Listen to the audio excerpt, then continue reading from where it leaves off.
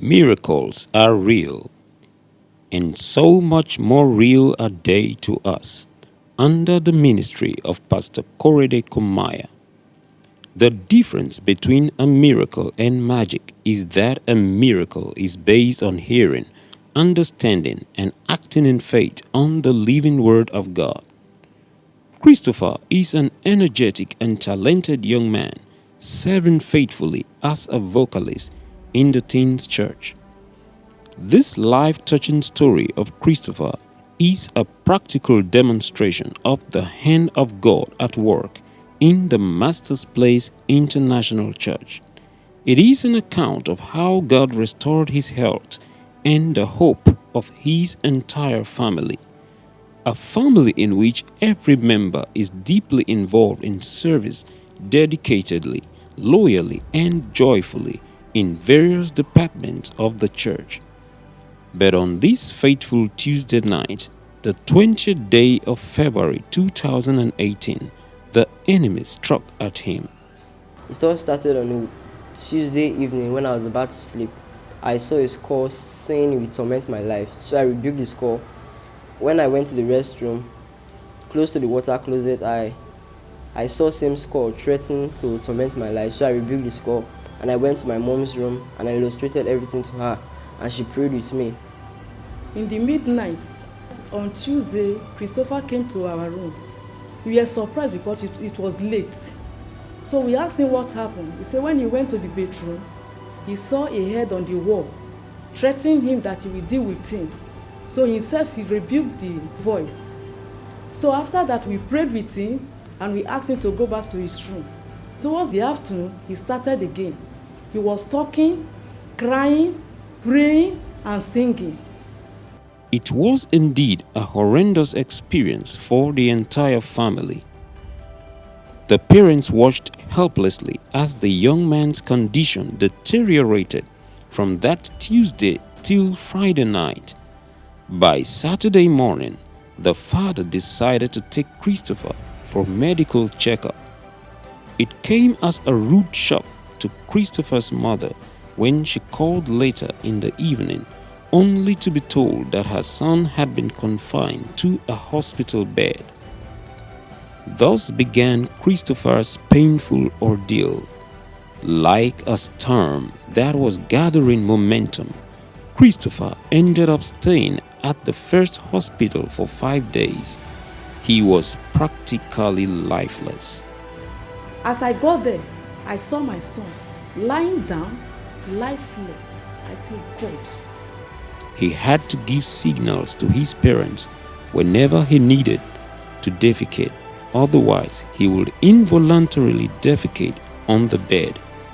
He was hardly able to eat and was partially paralyzed.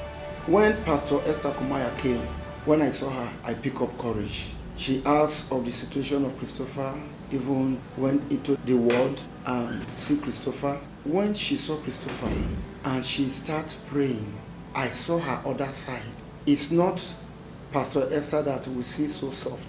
After the prayers, I know a little bit of her and I see much. With that courage, we took him to the next hospital. On arrival at the specialist hospital, Christopher, despite his weak and tired state, had to undergo yet more arduous test processes. His parents were also examined for possible traces of this health condition in the family history. No such history was found. Group of doctors came at the emergency ward. There, they start medical examination on him and on me and my wife, trying to know if there is a trace of such sickness in the family, which there was no trace. The physical manifestations pointed encephalitis. This is a situation experts describe as an inflammation of the brain. Encephalitis may be caused by a virus or lead poisoning, or it may be a complication of another disease such as influenza or measles.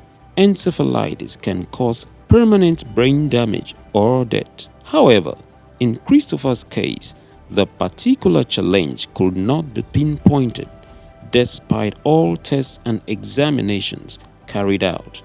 It was at this point that it became clear that this was not just a doctor's call, but a hardcore spiritual case.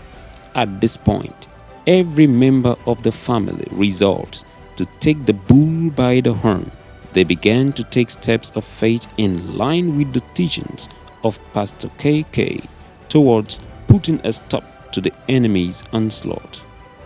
Thanks be to God, the epoch-making Ugheli Power Crusade, avalanche of miracles, had just begun. The family keyed into it. Due to the intensity of the case, I missed the first day of Avalanche of Miracle Ugheli Power Crusade. But on the second day of the crusade, I had to attend, knowing that people were getting healed at the crusade ground.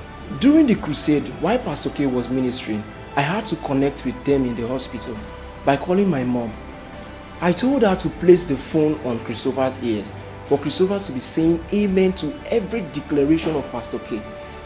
The power that raised Christ from the dead is at work. Because I strongly believe that on hearing Pastor K's voice, Christopher's healing would be 100% sure. No doubt, their faith was obviously beginning to pay off. The doctor looked at the nurse that was there. He said, "Do you know that there's improvement?" He said, "Yes." He said, "Why are you still keeping them?" Inside me, I said, "God, I thank you." He said they should discharge him. I said, "Thank God." Grace spoke for the family at last when the doctor declared Christopher fit to leave the hospital. The month-long ordeal had finally come to an end. Their faith in God was not disappointed after all. Their joy knew no bounds. Medically speaking, the intensity of this case could have led to dire consequences, but for divine intervention. Maybe we would get a better picture hearing from a professional in the field. I am Dr. Tony Kweki. I work with the Delta State University Teaching Hospital as a specialist in internal medicine, option of neurology. We managed this boy as a case of meningoencephalitis. He was actually managed in the pediatric department because he was less than 18, but being that I have an interest in the brain, I also saw him, and at that time we consider meningoencephalitis. I also have a chat with the pediatrician. That was the same thing we considered. Reason why he requested for brain CT. Although the brain CT came out to be normal, sometimes it happens like that. But it was managed as meningoencephalitis, meaning the brain was infected and some of the surrounding structures was also affected. So he was in hospital for about 2-3 weeks, and it was dramatic. Before they left the private hospital, the GCS, that is, the level of unconsciousness was about 8/15. But by the time they got to the hospital, 1, 2, 3 days, he became conscious. So that was very dramatic. And sometimes people with this condition, they may never make it because we're talking of the brain here. Sometimes they can stay as long as 2 months. I've seen a patient that stayed for up to 6 months and she never made it. I saw the boy after discharge. It was better. Symptoms have resolved. He could swallow very well now, and the personality problem eventually resolved.